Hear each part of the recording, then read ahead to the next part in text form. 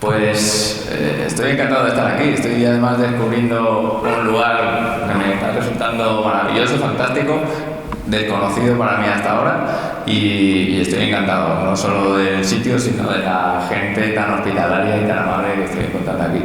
Así que me siento ya rodeado por amigos y en un ambiente pues muy bueno para poder contarles esta historia que les traigo, que es una historia que a mí me ha cautivado, ¿no? Desde que la empecé a conocer hace unos 8 años, que es el tiempo que vengo yo dedicando tiempo a esto que Miguel les contaba, ¿no?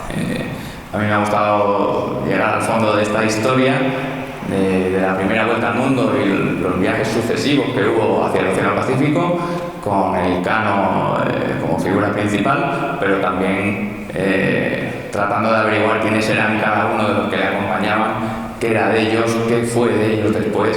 Y en fin, investigar sobre todo eso ha sido desde luego una cosa que me enganchó hace tiempo y yo creo que me acompañará siempre, ¿no? Aquí, con estos montes, estas maderas, estos oficios antiguos relacionados con la construcción naval, me lleva a pensar en qué eran capaces los hombres de antiguo, ¿no? Para llevar al límite esos materiales.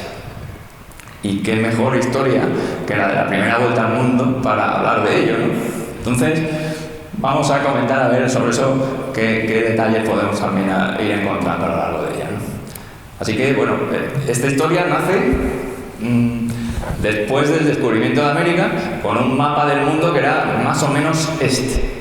Esto era lo que se conocía en los tiempos previos a la expedición de Magallanes. Como ven, América apenas era realmente todavía conocida. Sudamérica solo se conocía parte de la costa del Brasil, las Antillas, por supuesto, la costa del Caribe, pero en el Océano Pacífico tan solo una parte de la costa del Panamá que había descubierto Vasco Núñez de Balboa. Sí se intuía por el tamaño del mundo que pensaban que se tenía, que detrás de ese mar visto por Balboa todavía habría una distancia enorme hasta alcanzar Asia. Es decir, se intuía que existía un gran océano Pacífico, pero nadie lo había todavía explorado. Por la otra parte del mundo tenemos África, tenemos Asia, las costas bastante bien descritas y unas islas en el extremo oriental que ya se salen del mapa y aparecen por la izquierda, que son las islas de la especiería, las míticas islas donde se producían las especias tan cotizadas por aquel entonces y que el emergente imperio turco estaba bloqueando el comercio tradicional que se producía a través de Oriente Medio. Entonces Portugal se lanzó a la búsqueda de esas islas a través de las costas africanas y asiáticas, mientras que los españoles también, pero al contrario, hacia el Océano Atlántico primero y al Pacífico después. Tratando de ordenar esas exploraciones, ambos reinos, Castilla y Portugal, establecieron el Tratado de Tordesillas 2 años después del descubrimiento de América, que dividieron el mundo con una línea de polo a polo más o menos representada en el centro de este mapa, que ven que corta América aproximadamente por Brasil, y según la cual la parte del mundo oriental era para los portugueses y la occidental para los castellanos. Con un matiz, eso no incluía los mares, solo se incluían en ese reparto las tierras donde no hubiera cristianos. Bueno, pues este era el mundo conocido por Magallanes. ¿Y quién es Magallanes? Magallanes es un portugués que aparece en la corte castellana cuando está recién llegado un joven Carlos I y ofrece viajar hasta allí. Él ofrece pide licencia para que el rey le permita viajar por sus medios con la financiación de un burgalés importante, Cristóbal de Haro. Era alguien, un comerciante habituado a comerciar con lana, una de las familias ricas de Burgos, que tenía una red comercial establecida ya muy importante, primero con el rey de Portugal y después con el rey de Castilla. Bien, pues este era un socio aliado de Magallanes que iba a poner el dinero con el que se pagaría la expedición con la que Magallanes pedía acudir, bajo la licencia del rey de Castilla, a las Islas de las Especias. El rey, en cambio, en vez de otorgarles ese permiso, vio tan interesante el proyecto que lo asumió como propio y entonces financió la corona del proyecto, pagó las naves, pagó a la gente y fue en realidad una armada promocionada por la propia corona, en la cual Magallanes acudió como capitán general, con unos beneficios importantes en caso de que tuviera éxito. La expedición de Magallanes se compuso finalmente por 5 naos, en las cuales se embarcaron 247 hombres.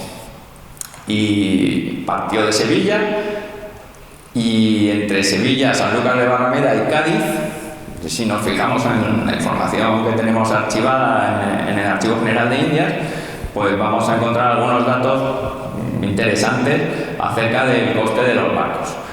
Las naos fueron embargadas, ya estaban construidas de antemano, pero se hicieron en ellas una serie de operaciones de mantenimiento y de adecuación muy importantes, que tenemos muy detallados los listados de lo que se consumió y lo que se gastó en todo ello. Entonces podemos ver que se sustituyeron muchos mástiles, entenas, las vergas, cables, jarcia, todo eso por un coste de unos 325.000 maravedís. ¿Cuánto era un maravedí de la época? Esa es otra cuestión. Podríamos hacernos a ver, es imposible sacar una equivalencia, ¿no?, de entonces a ahora.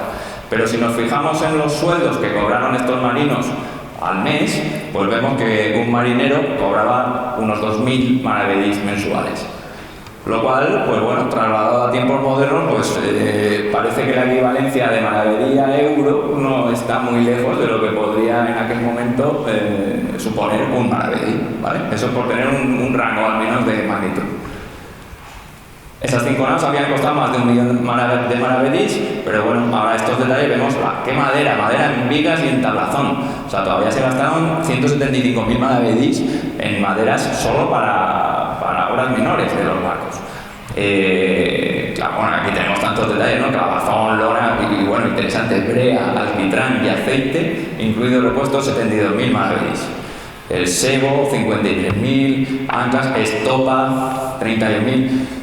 Plomo en planchas para costuras, 15.000. Esto es muy interesante porque esto quiere decir que los calafates hicieron una operación de mantenimiento muy interesante, y es que ellos cogían la brea, el alquitrán, con esto y con la estopa se dedicaban a todas las juntas de la tabla del casco del navío a rejuntarlo con ello para impermeabilizar.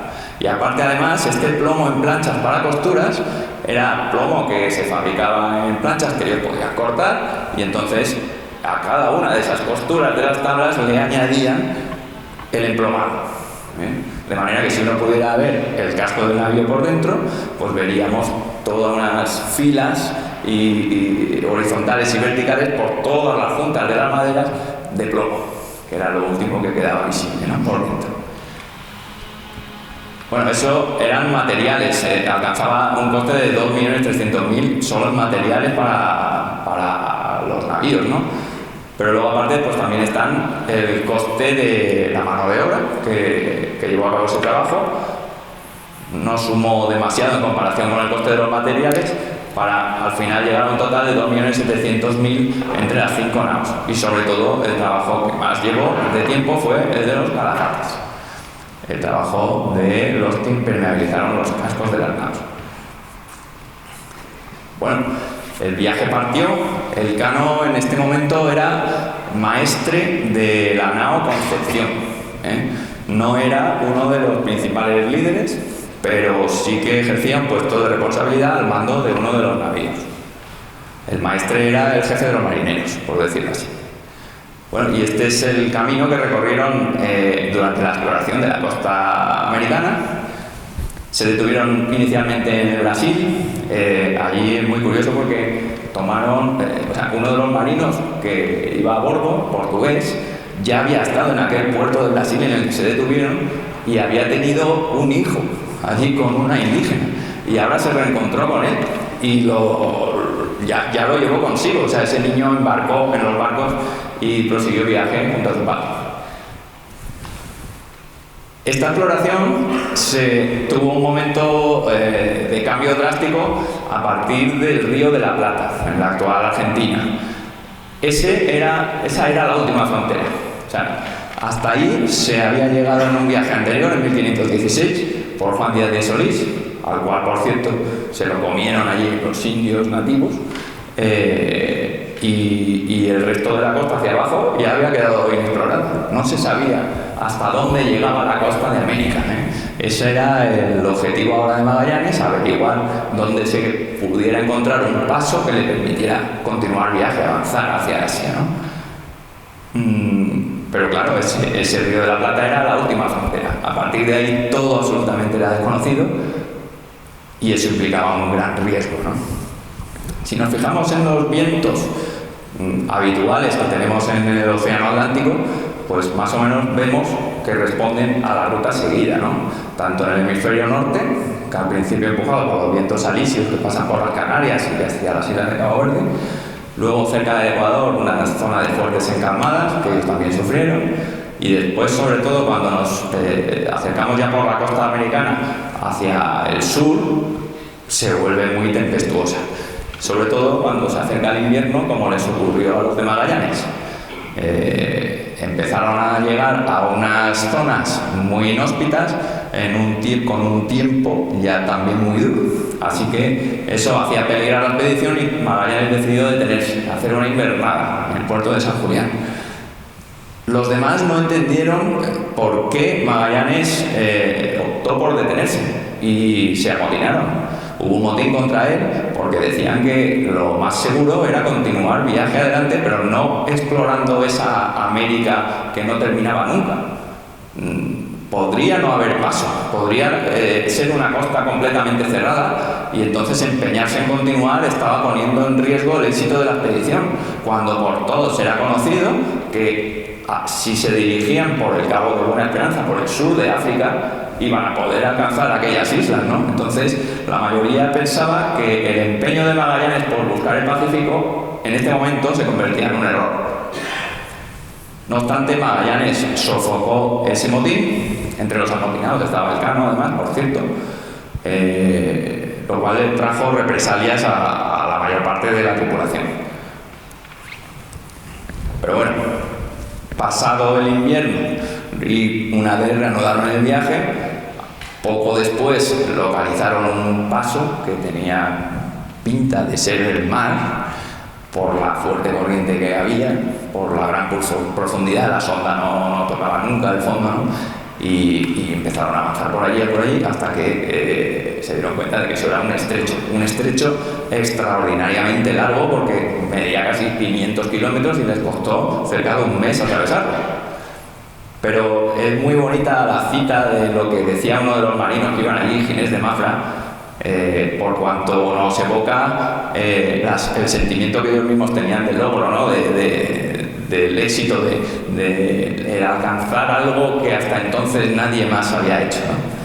Cada uno se tuvo por dichoso en haberse hallado en cosa que otro antes que él no se había hallado, y todos dieron muchas gracias a Dios por serlo haber deparado. Es el espíritu del explorador que nos une, lo podemos trasladar 500 años atrás y lo encontramos, ¿no? Estaban orgullosos por lo que estaban haciendo y por estar en un lugar donde nunca nadie antes se había hallado. Allí, en todas aquellas zonas tan inhóspitas de la Patagonia, encontraron con los famosos gigantes patagones que describieron así, gente de una estatura extraordinaria, ¿no? Que decían que el menor de ellos era mayor y más alto que el mayor hombre de Castilla. Uno de ellos decía que se comió, lo subieron al barco, le enseñaron allí aquello y tal, y el hombre venía con hambre y le dieron un caldero de mazamorra, del cual habían podido comer 30 de ellos. Me acordaba de eso hoy comiendo el ajo.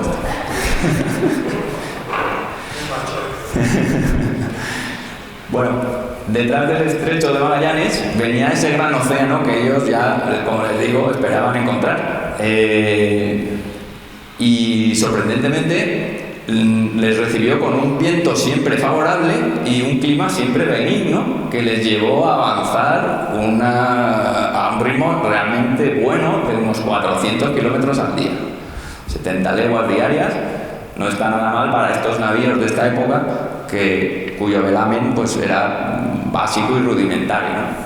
Bueno, a estas alturas habían perdido ya 2 naves, solo nos quedaban 3. En la Patagonia hubo un navío que embarrancó en una tormenta, se salvó toda la tripulación excepto un hombre, y cuando llegaron al estrecho, los de otro de los navíos dieron por finalizado el viaje y se dieron la vuelta a España.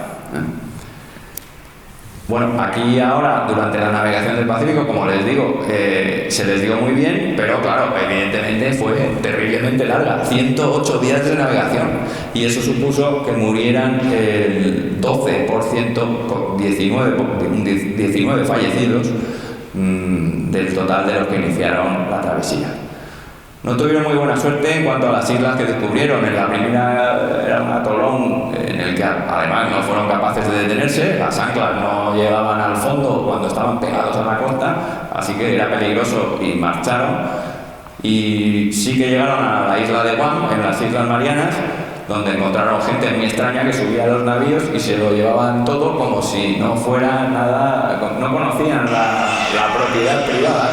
Así que esta gente se lo quedaba todo para sí, hasta que llegaron incluso a robar el bote de la nao en la que iba Magallanes, lo cual enfadó bastante al capitán, y no solo que le enfadara, es que eso ponía en peligro la maniobra de desembarco cuando quisieran llegar a tierra, así que la tuvo que recuperar y no de muy buenas maneras, ¿no? Esa travesía finalizó con el descubrimiento de las Islas Filipinas. Ellos necesitaban llegar a las Islas de las Especias y de ellas Magallanes sabía que se encontraban a la altura del Ecuador, pero se habían desviado en la travesía del Pacífico algo al norte y llegaron a tierra a unos 12 grados. A esa altura estaba la isla de Mindanao, Filipinas, y allí había unas poblaciones importantes, en una de las cuales estableció Magallanes una alianza con el líder local. Magallanes traía capitulado con el rey quedarse con la gobernación de las 6 islas que descubriera más importantes, ¿no? Y entonces él tendría un rendimiento económico de lo que descubriera en este viaje, así que a él le interesaba establecer una alianza con las poblaciones principales que encontrara. Y fue justo lo que hizo. Y de hecho, de ahí vino el problema ahora, porque en alianza con ese rey local impuso que los otros reyes del entorno le pagaran tributos, pagaran impuestos a ese rey amigo suyo.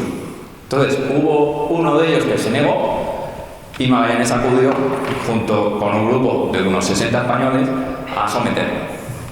Eso fue un error grave, porque con exceso de confianza aquellos indígenas le recibieron por miles, sobrepasaron ampliamente las fuerzas de los españoles y Magallanes terminó muriendo en aquel combate, aquella refriega, aunque realmente hay que decir que de manera bastante heroica y de un modo pues demostrando una valentía extraordinaria por otra parte, ¿no? Porque murió acosado por los indígenas que reconocieron en él al capitán, y aún se giraba para comprobar que los demás se ponían a salvo mientras morían. Bueno, esto no fue, de hecho, ni siquiera lo peor que les pasó allí, porque a continuación ese rey aliado de Magallanes terminó traicionando al resto de españoles y les invitó a un convite como para recuperar la amistad con ellos tras el pesar de la muerte de Magallanes, y lo que hizo fue pasar a cuchillo a los 20 y tantos que acudieron. Así que los que quedaron en los navíos tuvieron que salir de allí espantados. No eran tantos como para manejar las 3 naos que les quedaban, tuvieron que quemar una de ellas, ya solo navegaron en adelante con 2 y hicieron una navegación bastante caótica, vista así, desde esas islas Filipinas por las que entraron desde el Pacífico, pero que finalmente llevó a que en esa isla de Balabac, que marco por ahí, terminaran todos acordando poner por capitanes a Gonzalo Gómez de Espinosa Hasta entonces, alguacil mayor de la expedición, alguien vecino suyo, de Espinosa de los Monteros. Ese fue el sustituto de Magallanes. Y en la otra de las naos se puso por capitán a Juan Sebastián del Cano. Y aquí es donde al fin aparecen estos dos que son los grandes líderes en adelante para este viaje, ¿no? Después de la muerte de Magallanes tenemos a Gonzalo Gómez de Espinosa y a Juan Sebastián del Cano, que van a ser quienes en adelante tomen las riendas de esto, y después de casi 2 años que habían pasado ya desde que partieron de España, por fin ya al cabo de solo un mes alcanzaron la isla de Tidore, que marco aquí al final de todo este recorrido, que es el destino de su viaje. Esa era una de las islas de las Especias. Por fin llegaron ahí. Pero además, después de todo esto que habían pasado, con tanto miedo, ellos tenían miedo incluso de coger alimentos en tierra, ya no se fiaban de por dónde paraban, y sin embargo aquí ahora cuando llegan al destino del viaje, les reciben al grito de Maluco, las islas del Maluco se les llamaba también a esas islas, ¿no? Maluco, Maluco por Castilla. O sea, se convirtieron todos aquellos en grandes aliados de los españoles porque ya conocían a los portugueses, que todavía no se habían implantado allí, pero ya estaban haciendo de vez en cuando algún viaje, comerciaban con una isla vecina y eso iba en perjuicio de los de Tidore, y por tanto recibieron muy bien a los españoles porque iban con eso a ganar la preponderancia que estaban perdiendo en contra de estos otros aliados de los portugueses. Aquí fueron muy bien recibidos, por tanto, fueron capaces de cargar las 2 naos de especias a rebosar, y poco después quisieron emprender el viaje de vuelta. Les dio pena a que el rey de Tidore les pedía entre lágrimas que se quedaran algo más. Se ofreció por vasallo del rey de Castilla, mandaba regalos a la corte castellana, mandaba aves del paraíso, mandaba muestras de especias, de todo tipo de especias, en fin, no pudo ser alguien más hospitalario realmente este rey de Tidore con los españoles, ¿no? Pero claro, tocaba marchar sobre todo porque los españoles supieron que había una armada portuguesa que se dirigía hacia allí y a por ellos, así que ellos, que estaban tan debilitados y con ya solo 2 naves, pues no hubieran podido hacer nada por evitar ser capturados por esos portugueses que enviaba en su búsqueda el rey de Portugal. El rey de Portugal pugnaba por la posesión de estas islas y por tanto había tratado por todos los medios de impedir el éxito del viaje de Magallanes. Tocaba afrontar el regreso, teníamos 2 naos, como decimos, y 105 hombres ya solamente. Esto es a lo que se había reducido la tripulación. Y sucede, en cambio, un terrible problema. Y nos lo cuenta así el Cano. Decía que queriéndonos partir de las islas de Maluco a la vuelta de España, descubrió una agua muy grande, una de las 2 naos, de manera que no se podía remediar sin ser descargada. Es decir, se abrió una vía de agua en una de las 2 naos al partir, al levar anclas, y no eran capaces de arreglarla sin descargar previamente el barco, ¿no? Juan Bautista de Punzolol, que era el maestre de la otra de las naos, de esa nao de que estaba averiada, nos aclara que resolvimos mandar adelante a la nave Victoria, en la que iba el Cano por capitán, para que no perdiese tiempo y llevase las nuevas al rey mi señor. Para que no perdiese tiempo, es decir, les acuciaba marchar ante el riesgo de que llegaran los portugueses para apresarlos. Y entonces decidieron que como bajo esta avería en una de las naos, era mejor que no quedaran todos allí a arreglarla y partir juntos después, sino que se adelantara ya la nao Victoria y evitara así el riesgo de ser apresada, al menos ellos que podían, ¿no? Por otra parte, podríamos decir, bueno, ¿y cuál era el camino que querían ambas naos haber seguido? Pues querían haber vuelto por las islas de Maldivas. Las Maldivas están al sur de la India. Es decir, que con ambas naos lo que se pretendía era haber viajado juntas por el único camino explorado hasta entonces, que era el camino portugués, el camino que recorrían los portugueses por todas estas islas del sur de Asia, ¿no? Casi más o menos se ve mejor. En cambio, no fue eso lo que hicieron realmente. El Cano viajó por la línea de Puntos desde Timor. Ahora comentamos por qué. Pero ahora se iba a producir un momento realmente intenso, muy emotivo, con la despedida de ambas tripulaciones, porque los de la nao Victoria con el Cano a la cabeza marchaban y quedaban allí para reparar su nave los de la nao Trinidad, quienes además decidieron optar por elegir un camino distinto. O sea, cuando repararan el navío ya no iban a seguir la estela de la nao Victoria, sino que optarían por navegar y volver a España buscando la ayuda de los españoles que estaban más cerca de su posición, es decir, de quienes estaban en Panamá. Gonzalo Gómez de Espinosa y su tripulación optó por navegar en el Océano Pacífico con dirección a Panamá. Desde allí se acarrearían las especias hacia la costa del Caribe y ya con la normalidad habitual por entonces, con cualquier navío habrían vuelto a España. Esa era la intención. Mientras que el Cano, por el contrario, daba un viaje a priori igualado en distancia, si lo medimos en un mapa de la época, que tiene dimensionado el mundo conforme ellos pensaban que medía. Vemos que más o menos la longitud de las derrotas por un lado y por otro eran equilibradas, pero la del Cano tenía un problema, y es que no podía detenerse en la costa, porque como hemos dicho al principio, iba a hacer el viaje por el hemisferio portugués. Así que el Cano optó de manera consciente por recorrer medio mundo sin escalas. No solo eso. Decía el Cano: determinamos con una sola nao partir, estando tal de bromas como Dios quería. Esto de la broma es un molusco que en aguas tropicales, con una temperatura bastante cálida, prolifera mucho y se come la madera, se la debilita de tal manera que corres el riesgo de que tenga la nave una rotura por debilitación de las maderas, ¿no?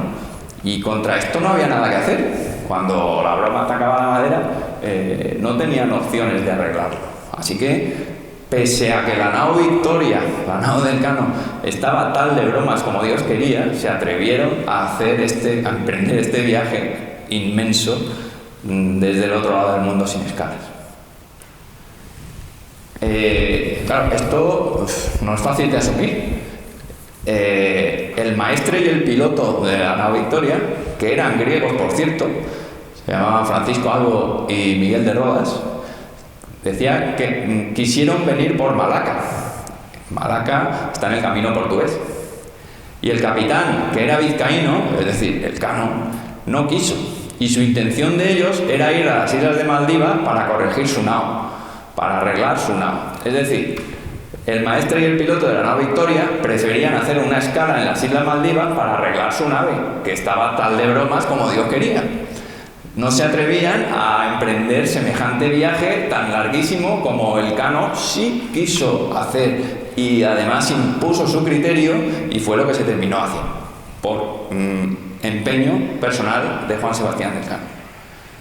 Esto lo contaba un muchacho que terminó huyendo en la isla de Timor de la nao Victoria. Se echó a nado una noche y ya es grande la casualidad que 2 meses después pasó por ahí un barco portugués y lo encontró. Así que a los 3 meses ya estaba ese muchacho en Malaca prestando un testimonio y contando todo lo que había pasado en el viaje de Magallanes hasta allí. Y decía además de esto que la nao Victoria en Timor daba a la bomba 12 veces de día y 12 veces de noche.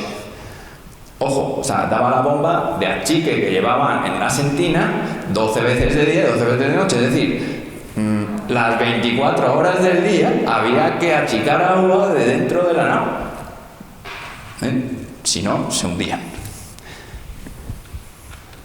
Ese era el estado de la nao al emprender el regreso. Bueno, y todo esto es el recorrido diario durante el Océano Índico que siguió la nao Victoria. Cuando el Océano Pacífico era una línea así muy suave y tal, eso quiere decir que el viento era más o menos siempre el mismo de un día para otro. Sin embargo, aquí en el Índico no, es todo lo contrario. Van haciendo quebradas constantes porque el Índico resultaba una trampa para un navío a vela que quería viajar en este sentido, porque los vientos van al contrario. Te dirigen hacia Australia y además siempre en una sucesión de borrascas interminable. Pueden buscar cuáles son los vientos a día de hoy, de ayer, de hace un año o de cuando quieran, y van a encontrar siempre una sucesión de borrascas contraria que el Cano superó. O sea, la maestría del Cano en el dominio del mar y de la nao queda patente cuando vemos lo que hizo en el Océano Índico. El Cano, si nos damos cuenta, en realidad estaba apostando por una carrera de resistencia. Estaba convirtiendo el éxito de su viaje, lo apostó todo al éxito a su dominio del mar y de su gente y de su nao. O sea, tenía una seguridad en sí mismo absolutamente increíble para afrontar este viaje.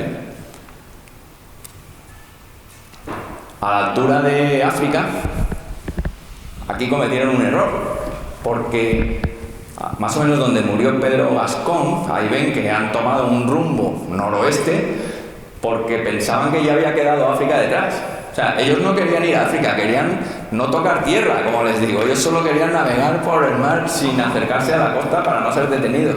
Y como no había medio en este momento todavía de calcular la longitud geográfica, erraron en la medición de dónde se encontraban. Así que cuando ya pensaban estar en el Atlántico, viraron y toparon con la costa sudafricana.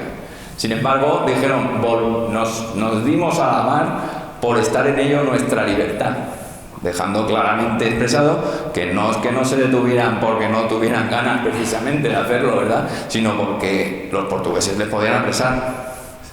Así que eso era un sacrificio inmenso el que suponía para este viaje. Bueno, toda esta gente, durante el Índico no había muerto nadie, pero aquí de repente las condiciones climáticas eran tan malas que empezó a morir. Tardaron además una semana en superar el Cabo de Buena Esperanza, rompieron el mástil y la verga del trinquete. Hay que imaginarse la situación a bordo. Pero bueno, al fin, una vez lo dejaron atrás, navegaron entonces por el Atlántico a toda vela, bien deprisa, impulsados por la corriente de Benguela, pero una vez llegaron al Ecuador, volvieron las muertes, volvió la navegación lenta y terminaron sometiendo a votación acudir a pedir ayuda. Decía el Cano que en 5 meses, comiendo solo arroz y bebiendo agua, no tocamos tierra ninguna por miedo del rey de Portugal. Es tremendo, ¿eh? Comiendo solo arroz y bebiendo agua. Llevaban el arroz, lo hervían con agua de mar y así 5 meses. Cuando estaban cerca de las islas de Cabo Verde, el Cano sometió a votación qué hacer: si continuar el viaje sin más o acudir a los portugueses que había ahí a pedirles ayuda, aunque claro, bajo engaño, no podían decir que eran los de Magallanes porque entonces los iban a detener por venir de las Islas de las Especias, que ellos pugnaban por ellas, ¿no? Así que el Cano dice que llamamos, bueno, lo decía Francisco Albo, perdón, el piloto, llamamos a la gente para que diesen sus pareceres para ir a las islas de Cabo Verde o continuar en tierra firme, por tomar mantenimientos. Y así deliberamos de ir a las islas y lo tomamos por más votos. Acudieron allí, nos dieron cuanto quisimos al principio, decía Francisco Albo, que los portugueses al principio les dieron esos víveres que necesitaban, pero al tercer día los que habían bajado en el batel no volvían. Y no volvían, llegó la noche, no volvían. Y al día siguiente llegó un bote de portugueses diciendo que se rendieran, que habían averiguado que venían de las Islas de las Especias, que eran del rey de Portugal y por tanto quedaban detenidos. Así que el Cano levantó anclas, largó velas y salió de allí escopetado, además esquivando a los portugueses, poniendo un rumbo sur que los despistó. Decía además: determinamos morir antes que ir a manos de portugueses. Y es cierto, porque en la nao solo quedaban 20 personas, habían pasado 208 días de navegación desde que zarparon de Timor, con 15 fallecidos, que eran 1/3 de la tripulación. O sea, una barbaridad. Ahora solo quedaban 20, que es un número imposible para manejar una nao en los turnos en los que hay que repartirse, ¿no? Lo tenían difícil. Esta fue la derrota que siguieron, que esquiva además el anticiclón de las Azores. Esto requiere un conocimiento del mar importante ya, ¿no? O sea, no se dirigieron a las Canarias y vinieron con un rumbo directo a España, no. Dieron un arco tremendo en el océano por coger los vientos adecuados para poder volver. Y además dense cuenta de una cosa, la costa que llegaron a tener más cercana de España fue la gallega y no fueron a Galicia. ¿Por qué? Porque lo que querían ya, la sensación de logro era tan alta, las ganas de dar la primera vuelta al mundo eran tan altas, que lo que querían era volver al punto de partida. Esto ya era una cuestión de honor, simplemente. Bueno, mientras tanto, habían quedado aquellos de Gonzalo Gómez de Espinosa en las Molucas. Tardaron 4 meses en reparar la nave y se hicieron a la mar y trataron de alcanzar Panamá. Pero claro, esos vientos que durante la ida habían sido favorables, ahora resulta que no, que era imposible navegar contra ellos. Así que tuvieron la intuición de navegar hacia el norte, tratando de que en alguna latitud aparecieran al fin esos vientos que les empujaran a América. Pero no, en ningún caso les aparecieron esos vientos, pese a que llegaron a 42 grados norte. Fíjense más o menos a qué altura, si lo comparamos con la costa de Japón, ¿no? Fueron días terribles en los que terminaron muriendo el 2 tercios, el 64% de la tripulación. Y Gonzalo Gómez de Espinosa no tuvo más remedio que poner rumbo de vuelta a la isla de Tidore. Sin embargo, cuando volvió, ya habían llegado esos portugueses, que ellos ya se temían que llegaran. Así que detuvieron a estos hombres de la Trinidad, de los cuales solo llegaron sanos para trabajar 6 personas, decían, que dieron la vida a los otros, decían, y que llevaban la vela a medio mástil por más no poder. A esta gente la detuvieron los portugueses y Gonzalo Gómez de Espinosa escribía desde la India esta carta maravillosa con la esperanza de que llegara Carlos I y informándole de su situación allí, ¿no?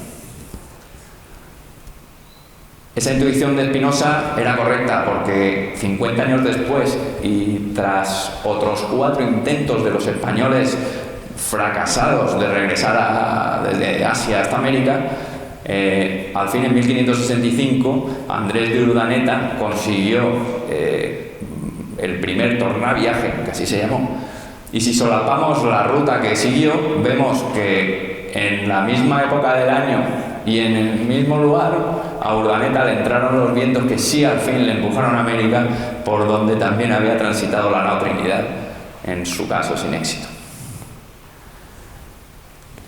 La llegada de la nao Victoria a Sanlúcar de Barrameda fue con la nao Escorada, las velas maltrechas, pero con 18 marinos llenos de orgullo, ¿no? Y el Cano se apresuró a escribir, a dar noticia de ello al rey. Lo que más habemos de estimar y tener es que hemos descubierto y redondeado toda la redondeza del mundo. O sea, esta es la gran frase del Cano que da sentido a su viaje y a todo lo que había hecho.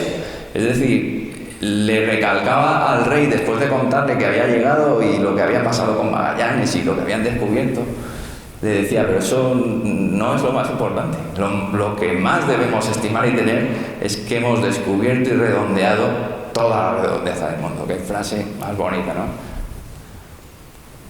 Estos son los marinos que llegaron a bordo de la nao Victoria, 18, los 13 que quedaron apresados en las islas de Cabo Verde y que después fueron repatriados y puestos en libertad, también dieron la vuelta al mundo. También la dieron los únicos 5 hombres que terminaron siendo deportados de la nao Trinidad por los portugueses de vuelta a España 5 años después, aunque uno de ellos murió en la cárcel en Lisboa. Y también habían dado la primera vuelta al mundo todos aquellos marinos que murieron después de que la derrota del viaje de ida se hubiera cruzado con la derrota del viaje la derrota del viaje de vuelta se cruzara con la de ida, porque ya habían dado la vuelta al mundo en mitad del océano, ¿no? Bueno, con esta noticia y con la carta del Cano, partió a uña de caballo desde Sevilla un correo que se llamaba Luis de Castellanos, que acudió a Valladolid y llegó en 3 días menos 6 horas. Así quedó registrado. Ese es el viaje que se pegó Luis de Castellanos, que en 3 días y 6 horas viajó de Sevilla a Valladolid con la carta del Cano dando las albricias por el descubrimiento de la especialidad y la primera vuelta al mundo. el rey le compensó a este correo con 50 ducados, de lo que marchó muy contento, decían los oficiales que lo anotaron el gasto. El rey contestaba al Cano pidiéndole que acudiera ante él porque quería informarse de vos muy particularmente, y ven acompañado por los 2 hombres de tu compañía más cuerdos y de mejor razón. El Cano no solo fue con esos 2 compañeros, sino con toda la tripulación prácticamente, que acudieron a Valladolid y estuvieron delante del rey contándoles todo lo que había pasado, ¿no? Fue causa de admiración verlos flacos como jamás hombres estuvieron, según las palabras con las que se describió el Cano, y todo esto que traían, ¿no? Estas aves del paraíso, las muestras de las especias, en fin, eso fue sensacional. Y 3 indígenas del Maluco que habían querido venir acompañándoles porque querían conocer al emperador y estos reinos, decía el cronista Gonzalo Fernández de Oviedo. Pero si esta es una historia maravillosa, la historia continúa, porque es que el Cano obtuvo reconocimiento, honor, dinero, todo cuanto bajo nuestra perspectiva moderna a una persona puede aspirar, ¿no? Pero eso para él no parece que contara mucho, porque lo primero que hizo fue pedir volver. El Cano quiso volver, y así se lo pidió al rey, que le mandara como capitán en la siguiente armada que acudiera a la especiería. Antes del 5 de noviembre, llegaron en septiembre de 1522, pues antes del 5 de noviembre ya se lo estaba pidiendo por escrito, además. Tardó hasta marzo del 23 en cobrar su sueldo y las cajas del viaje. El rey contó con él para la Junta de Badajoz-Elvas. Bueno, esto se celebró ahí en Badajoz y Elvas, unas conversaciones con los portugueses para tratar de dirimir a quién pertenecían esas islas de las Especias según el Tratado de Tordesillas, porque estaba en cuestión si pertenecían uno a otro, pero claro, no había manera técnicamente humana en esa época de medir la longitud geográfica. El Cano decía que según él sí estaban en el hemisferio castellano, con lo cual pues los castellanos defendían eso a ultranza y los portugueses no tenían ningún modo de llevar la contraria, pero la llevaban. Así que eso no pudo en ningún caso alcanzarse ningún acuerdo. Pero bueno, ahí estuvo en Badajoz y en Elvas el Cano y la mayoría de los tripulantes supervivientes, que es el último lugar donde tenemos documentado que estuvieron juntos. Después el Cano, a continuación de Badajoz, pasó a Sevilla, cobró, iba allí con Juan de Acurio y con Juan de Zubileta, 2 de sus compañeros de la Vuelta al Mundo, y marcharon vía Burgos, que estuvieron detenidos en Burgos, hacia el País Vasco, su tierra, donde llevaron el sueldo a las familias de muchos tripulantes que habían muerto en el viaje. O sea, cobraron en Sevilla en nombre de los familiares, viudas y padres de muchos compañeros vascos que habían fallecido en el viaje, ¿no?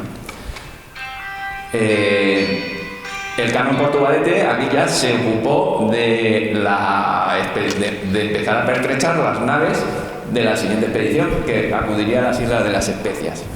Quedó ya trabajando en eso hasta que en febrero de 1525 las trasladó, esas 4 naves, a La Coruña, donde se estaban construyendo también otras 3 que integrarían esa nueva expedición, de cuya partida se cumplen 500 años este año del 2025, ¿no?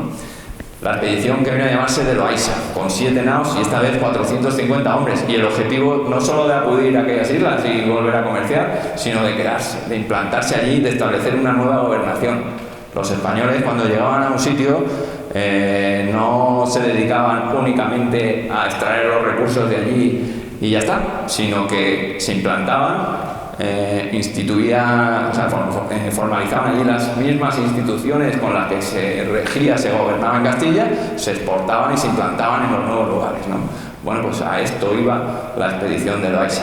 Parte de esos marinos iban a quedarse y otros, con el Cano a la cabeza, volverían. Sin embargo, ¿quién es este Loaysa, ¿no?, que aparece aquí? La historiografía ha contado muy poco sobre él, se sabía muy poco. Sobre él centré mis estudios durante mucho tiempo y terminé encontrando un personaje verdaderamente llamativo y que era auténticamente válido para este puesto. De Plasencia, de Cáceres, contrastaba mucho con Magallanes, ¿no? En cuanto a que Magallanes había sido alguien de quien el rey llegó a desconfiar por ser portugués y por no cumplir claramente con sus órdenes. Sin embargo, ahora ponía a alguien de un prestigio altísimo. No me puedo detener a contar todo esto, pero uno de sus grandes méritos había sido que en 1518 lo había mandado como embajador ante el Gran Turco, a la capital del Imperio Otomano. Ahí había acudido Loaysa, García Jofré de Loaysa, comendador de la Orden de San Juan, caballero de la Orden de San Juan, que había consagrado su vida a la defensa de la cruz ante el infiel. Bueno, pues lo manda como embajador ahí ante el Gran Turco, ¿no? Alguien mísero, cosa increíble, según él mismo contó, porque además dejó una relación de todo ese viaje y de su encuentro con el turco. Y era alguien con una gran experiencia en la guerra de galeras. Tenía experiencia en la guerra por mar, en la guerra por tierra, en la organización de armadas, en vivir bajo la permanente amenaza de ser atacado en una isla ya remota como era la isla de Rodas en el Mediterráneo oriental, acosada, hostigada siempre por los turcos, en fin. Y este Loaysa pues era alguien de lo mejor. El Cano lo entendió así, claramente. Loaysa fue su amigo. Y esta es la derrota seguida en el Atlántico en este segundo viaje, que partió sin grandes incidencias hasta que más o menos a la altura del desierto del Sáhara, por ahí por la Mauritania, a la nao Victoria, que también se llamó así a la nao capitana de este viaje. Esta vez era de 300 toneles, mucho más grande que la de 85 que había dado la vuelta al mundo. Esto ya era un pedazo de nave importante, pero ahí frente a las costas estas quebraron el mástil mayor. Se les partió. Y lo llamativo, lo espectacular, es que al cabo de un día consiguieron repararlo. Hay que darse cuenta además de lo que puede suponer la reparación del mástil mayor de un navío de estos, con toda la jarcia, todos los cabos que lleva eso. Bueno, pues fueron capaces de arreglarlo en solamente un día. Bueno, esta navegación fue una carrera contra el reloj para alcanzar el estrecho de Magallanes durante el verano austral, ¿vale? No se les había dado bien la travesía del Atlántico y cada vez la prisa era mayor por llegar a estas latitudes tan hostiles durante unos meses del año propicios. Y llegaron el 14 de enero. El 14 de enero doblaron ese primer cabo, el cabo de las 11.000 vírgenes. 14 de enero, allí es verano, O sea, llegaron a tiempo a priori. Sin embargo, esta vez, pese a ello, el clima fue completamente inhóspito. Y una gran tempestad se les levantó por la tarde, de manera que la nao Santi Spiritus, que era la nao en la que iba el Cano, pese a echar las 5 anclas que portaba, no era capaz de quedar sujeta al suelo y empezó a garrear hacia la costa. Las condiciones del mar eran fatales. Decía Andrés de Urdaneta, uno de los que iban aquí, que las olas pasaban por encima de la cubierta a más de medio mástil. O sea, nadie podía moverse de sus puestos y por lo tanto no podían echar al mar el batel, que era la manera en la que ellos maniobraban cerca de tierra. Se echaban el bote y a remos eran capaces de remolcar el navío y hacer la maniobra que pudieran. En este caso, con esta mala mar era imposible, y garreando, pues es que no había, estaban sentenciados. Así que el Cano lo único que pudo hacer fue orientar la nao para que encallara de proa contra una playa de guijarros. Se escoró con la retirada de la resaca. Eso lo quisieron aprovechar 10 hombres que se lanzaron a tierra para ponerse a salvo, pero la siguiente ola les alcanzó, se ahogaron y algunos de ellos incluso quedaron aplastados por el casco de la nave, ¿no? Fue eso tremendo. Pero bueno, murieron 10, el resto se pudo poner a salvo, pero esa tempestad todavía continuó. Acudieron desde una nao al día siguiente a pedirle al Cano que acudiera para sacarlos del estrecho. El Cano quiso, claro, rápido el Cano quiso acudir. Allí hubo un Diego de Covarrubias, aquí cerca, que era gran amigo del Cano y quería acompañarle. El Cano se negó, acudió solo con Urdaneta y consiguieron poner a salvo aquel navío. El 27 de enero, una de las naos, todavía en esas tempestades, salió al Océano Atlántico otra vez y recorrió por primera vez la costa de la isla grande de Tierra del Fuego. Cuando volvieron, dijeron que les pareció ver acabamiento de la Tierra, es decir, estaban en lo cierto que allí había acabamiento de tierra, ¿no? Está el Cabo de Hornos allí, así que esta gente fueron los primeros que llegaron a navegar por estas aguas próximas al Cabo de Hornos. Las condiciones fueron tan malas que hubo 2 navíos que se dieron la vuelta y se volvieron. Uno llegó a España y el otro dijo que puso rumbo a las Islas de las Especias por el estrecho por el Cabo de Buena Esperanza, lo cual no consiguió y nunca más se supo de esa gente. Un barco perdido. Loaysa dio orden de replegarse en la Patagonia para reparar los navíos. Estuvieron ahí más de un mes y por fin, pese a que se les echaba encima el invierno, ordenó reemprender el viaje. Y este es el gran mérito de los de Loaysa en esta expedición. El heroísmo que demostraron al volver a afrontar la travesía del estrecho, pese a lo grave de los daños que habían recibido en el primer intento, y a que ahora en el segundo lo iban a hacer ya en el otoño austral, sin ninguna esperanza de que el tiempo mejorara. Y de hecho, cuando consiguieron salir del estrecho, el sol no levantaba sobre el horizonte más que 6 horas al día.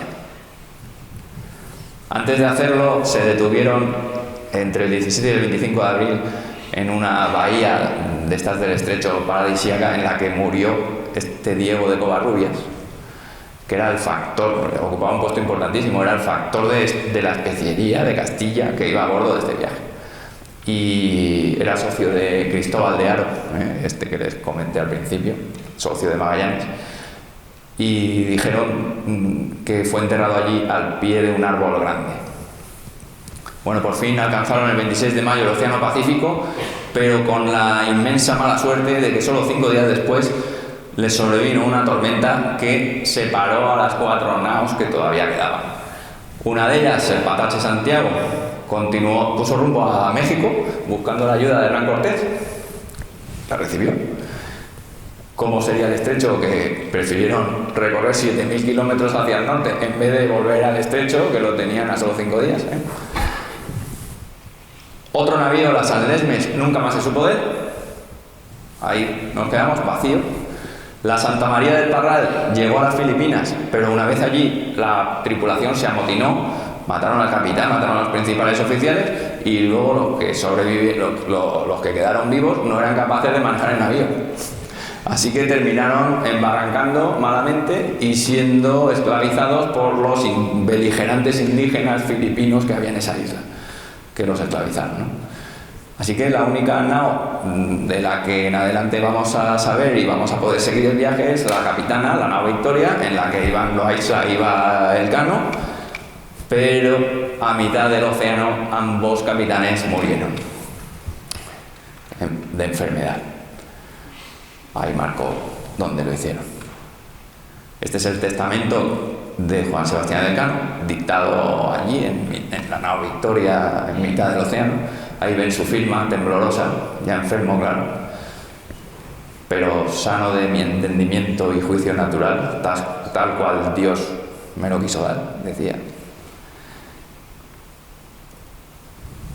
Y tras la muerte de ambos capitanes, se produjo un hecho realmente llamativo, insólito, ¿no? Y que rompe un poco este mal trago, ¿no? Porque ¿recuerdan la nao Trinidad de Gonzalo Gómez de Espinosa y ese periplo de su intento por el Pacífico? Pues en una de las Islas Marianas, cuando habían pasado por una de esas islas, uno de los marinos se huyó, se echó a nado a la costa y no quiso saber nada de continuar en la nao Trinidad, ¿no? Así que quedó allí. Y ahora, cuando llegaban los de Loaysa a la isla de Guam, ven que se acerca en una canoa un hombre allí, tal, en taparrabos, y les dice: en buena hora vengáis, capitán, maestre y buena compañía. En castellano y con su acento gallego, explicándoles que se trataba de Gonzalo de Vigo, marinero de la nao Trinidad, que había huido de la nao de Gonzalo Gómez de Espinosa. Así que, además, la escena hay que completarla sabiendo que asomados a la borda de la nao Victoria había 4 personas que lo conocían, que ya habían viajado en la expedición de Magallanes y repetían ahora con Loaysa, ¿no? Así que imagínense ese momento en mitad del Océano Pacífico hace 500 años. Estas historias, por eso digo que son increíbles, ¿no? Así que ya estamos terminando. Llegaron esta gente a su objetivo, a la isla de Tidore, en una fecha fácil de recordar, el 1 de enero de 1527, después de un año y medio de viaje. Todavía llegaron como 120 personas a bordo de ese navío, así que fueron capaces de hacer frente a los portugueses que ya se habían implantado en aquellas islas. Entablaron con ellos una guerra muy desigual, ante la que fueron capaces de llegar incluso a ir por delante. Les tomaron incluso una galera. La nao Victoria se fue a fondo, no porque los portugueses la cañonearan y la hundieran, sino de la cantidad de cañonazos que salieron de ella, que estaba ya tan mal de bromas como Dios quería también, estaba debilitada, y la usaron para disparar tantas veces que con la artillería que llevaban, pues el barco se fue debilitando cada vez más y se terminó hundiendo. Así que allí quedaron sin manera de volver. Pero también es increíble que un día en 1527, un día por la noche, ven llegar un navío. No saben si es español o portugués, y termina siendo un barco que les mandaba para ayudarles Hernán Cortés. Esto es espectacular, ¿no? Hernán Cortés había mandado 3 navíos a cruzar el Pacífico para buscar a los del Cano y a los del Loaysa y ayudarles. Y solo uno de ellos lo hizo, pero llegó, les prestó ayuda, les prestó. Ellos decían que nos maravillamos mucho por la llegada desde Nueva España, de la que poco habíamos oído hablar, ¿no? Y lo que más agradecieron fue la llegada de los ungüentos y cosas de botica, por lo que gracias a ello muchos sanaron, decía. Bueno, en fin, los de Álvaro de Saavedra trataron de volver a Nueva España, porque esa era su misión, informarse de lo que pudieran necesitar los de Loaysa, para entonces desde Nueva España procurar toda la ayuda que fuera posible. Pero ahora les pasó como a Espinosa, no pudieron volver. Lo intentaron por 2 veces y tampoco fueron capaces de volver.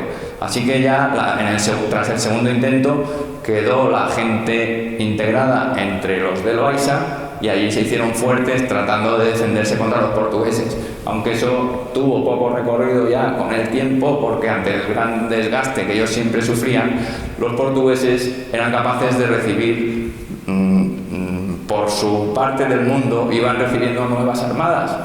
Así que los portugueses siempre tenían una renovación de gente y iban llegando barcos nuevos con más gente y más gente y más gente, mientras que los españoles eran cada vez menos, ¿no? Esta situación derivó en que terminaron quedando allí, viviendo. Se empezaron a casar con las indígenas. Andrés de Urdaneta tuvo una niña y la terminó trayendo a España, ¿no? Al final eran muy poquitos los que sobrevivieron a esto, pero permanecieron allí hasta que les llegó una notificación escrita desde Castilla explicándoles que ya no tenía sentido su lucha, y que debían volver a bordo de los navíos portugueses. Una notificación del embajador de Castilla en Portugal, porque hasta entonces los portugueses se lo estaban diciendo que debían volverse porque ya el rey de Castilla y el de Portugal habían alcanzado un acuerdo por las Molucas, pero ellos, como los últimos de Filipinas más modernos, no se lo creían, y permanecieron fieles a su obligación y a su palabra de no claudicar nunca, hasta que así entendieron que se les ordenaba con la carta del embajador. Desde entonces emprendieron viaje de vuelta, pero fíjense, esto lo he querido resumir así muy someramente porque son 11 años que pasaron allí en las Islas Molucas. No quiero despedir y cerrar esto sin al menos mencionar al último de los capitanes españoles aquí en las Molucas, porque también era vecino de ustedes, era de Frías, embarcó con 24 años como criado de Loaysa, y llegó un momento en el que el resto de españoles quisieron que él fuera su capitán. Se llamaba Hernando de la Torre y escribió mucho sobre todo el viaje, ¿no? Hay muchas cartas suyas y son todas emocionantes.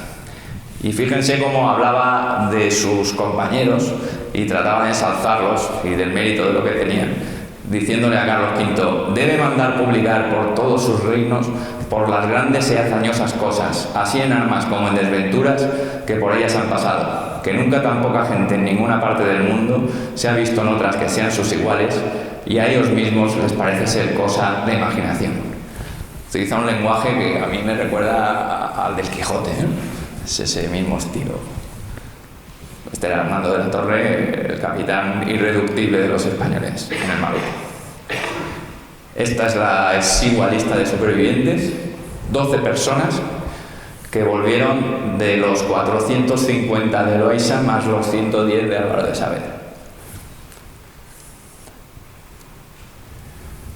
Y este viaje, que puede considerarse un fracaso en el sentido de que no tuvo éxito conforme a los propósitos por los que partió, deberemos considerarlo un éxito en los términos de que en él iba alguien que se llamaba Andrés de Urdaneta. Había embarcado con 17 años como criado de Juan Sebastián Elcano, pero era alguien extraordinariamente inteligente, que tuvo un papel destacadísimo a lo largo de todos estos años de la gente de Loaysa y en estas Islas de las Especias, y 50 años después participó en la expedición de Legazpi, siendo ya un fraile retirado en Nueva España, porque se lo pidió Felipe II. Felipe II sabía que este Andrés de Urdaneta tenía una amplísima experiencia marinera, de hecho era el mejor cosmógrafo que tenían en España, y el hombre había querido retirarse, y vivía en un monasterio en México. Pero Felipe II le escribió, le pidió que acudiera con Legazpi y que intentara una vez más conseguir completar el viaje entre Asia y América. Este fue, por tanto, en amarillo, el primer tornaviaje de Urdaneta, que abrió la puerta a lo que después duró 250 años, el Galeón de Manila, la ruta comercial que establecieron los españoles entre Asia, América y España.